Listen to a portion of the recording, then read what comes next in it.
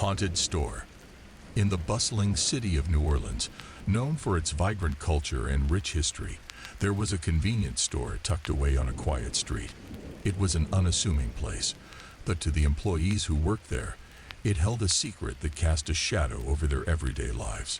On this particular day, Emily, a young woman in her 20s, was tasked with the day shift at the convenience store. The sun streamed through the windows, casting a warm glow on the shelves lined with snacks and household essentials. As she went about her duties, she couldn't help but feel the familiar sense of unease that lingered in the air. Emily had heard the rumors from her coworkers. They whispered about strange occurrences, unexplained sounds, and eerie sensations that had haunted the store for years. Some even claimed to have seen apparitions or felt a ghostly presence late at night. Emily had always been skeptical, chalking it up to overactive imaginations or the quirks of an old building. As the day wore on, Emily found herself front-facing products, her movements automatic and efficient. Out of the corner of her eye, she noticed her coworker, Lisa, emerging from the back room. Lisa was a familiar face, and they had worked together for months, forming a bond over shared shifts and inside jokes. Emily turned to greet Lisa, her voice trailing off as she saw her coworker's back. She was certain it was Lisa. She recognized her uniform and her distinctive ponytail. Emily's eyes remained locked on Lisa's figure as she rounded the corner and made her way toward the register area. "Lisa," Emily called out, a warm smile spreading across her face, but there was no response. The figure continued to move, and Emily followed it, her footsteps echoing through the quiet store. As Emily reached the register area, her confusion deepened. The figure that had looked so much like Lisa had vanished. There was no one there, and the eerie silence of the store enveloped her. Perplexed and unnerved, Emily called out for Lisa, her voice trembling with uncertainty. "Lisa, are you there?"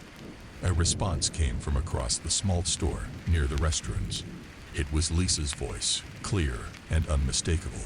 "I'm over here," she called back. Emily's heart skipped a beat. She turned and saw Lisa standing at the complete opposite side of the store, next to the restroom doors. Lisa had been there the whole time, and it was impossible for her to have been at the register area just moments ago. A chill ran down Emily's spine as she realized the gravity of what had just transpired. She had seen a figure that looked exactly like her coworker, moving with the same mannerisms, and yet it had vanished into thin air. The store's haunted reputation suddenly seemed more plausible than ever. As the day shift continued, Emily couldn't shake the feeling of unease that had settled over her. The convenience store, once a place of routine and familiarity, had become a place of mystery and uncertainty.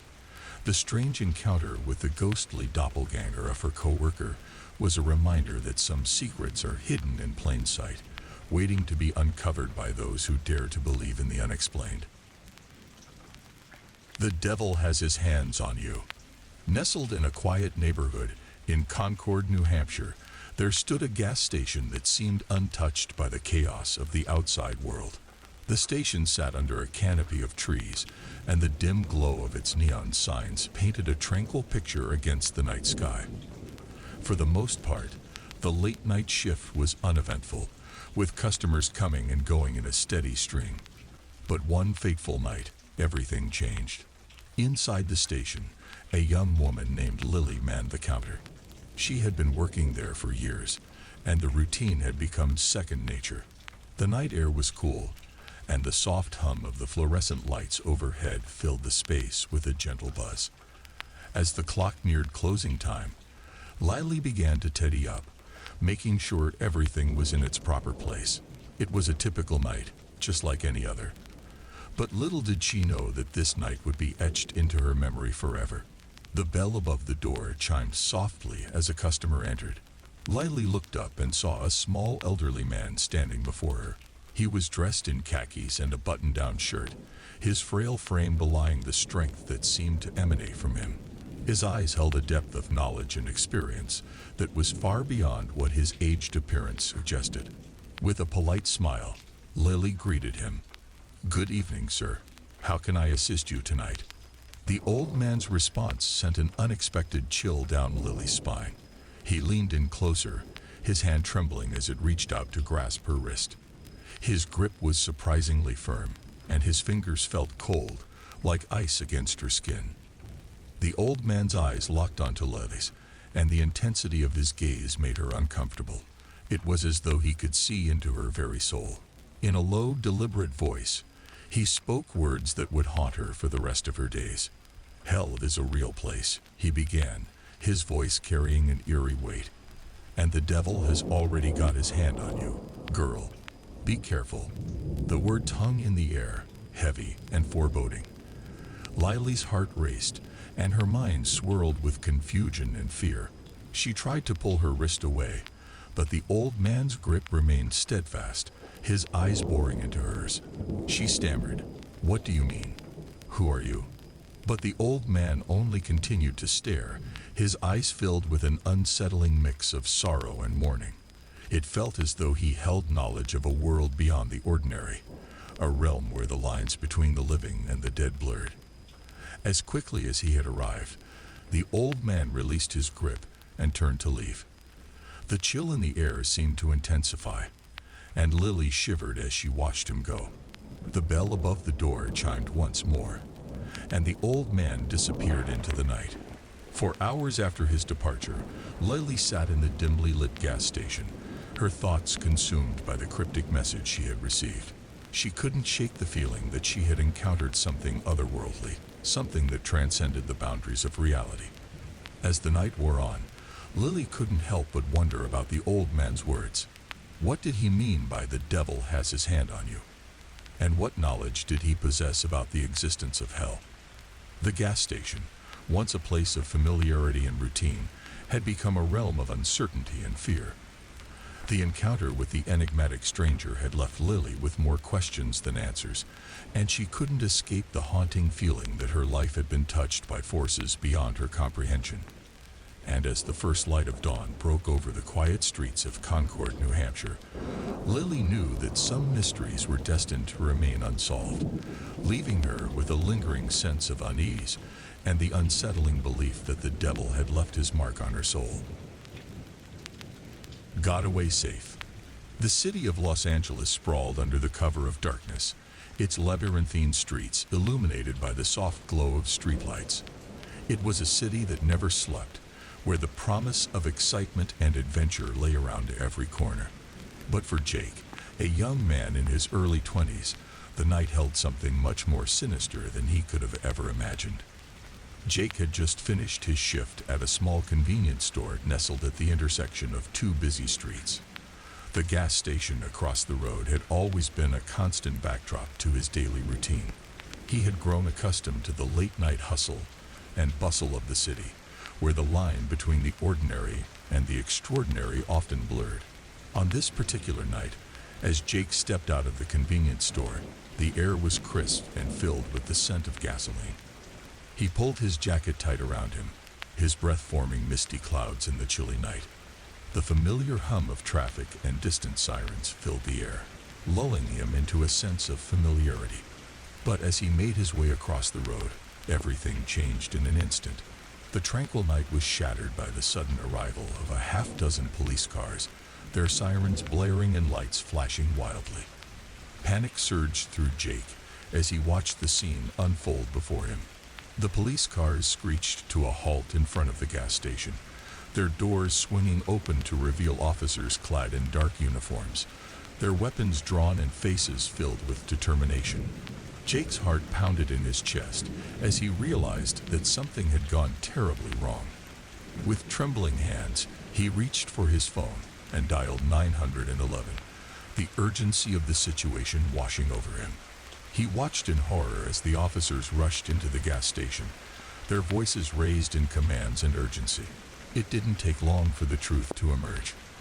The gas station had been the target of a violent robbery, and the cashier had been shot in the chaos. The realization hit Jake like a sledgehammer. It could have easily been him on the other side of that counter, staring down the barrel of a gun. As he recounted the events to the 911 operator, a sense of gratitude washed over him. He had narrowly escaped a fate that had befallen another. The gas station across the road had been the scene of a nightmare, a place where the ordinary had been transformed into a living hell. The minutes dragged on, and the police officers worked tirelessly to secure the scene and gather evidence. Jake could only watch, his heart heavy with a mixture of relief and sorrow. He knew that his life had been spared by mere chance, by the twist of fate that had placed him on the other side of the road that night. As the first light of dawn began to break over the city, Jake couldn't help but reflect on the fragility of life and the randomness of fate. The gas station, once a place of convenience and routine, had become a stark reminder of the unpredictability of the world. With a heavy heart, Jake turned away from the scene and made his way home, his thoughts consumed by the events of the night. He knew that he had gotten away safe, but the memory of the robbery and the gunshot that had echoed through the gas station would linger with him, a chilling reminder of the night when his life had hung in the balance. Double chaos. In the heart of Chicago, the city that never slept, there stood a gas station that had seen its fair share of bizarre and unsettling incidents over the years. Nestled amidst the urban sprawl, it was a place where the ordinary and the extraordinary often collided, leaving those who worked there with stories that defied explanation. But one fateful night, two events would unfold that would defy all reason and plunge the gas station into a world of chaos and uncertainty. The gas station was a haven for the night owls and insomniacs of the city, a place where they could fuel up their cars and satisfy their midnight cravings.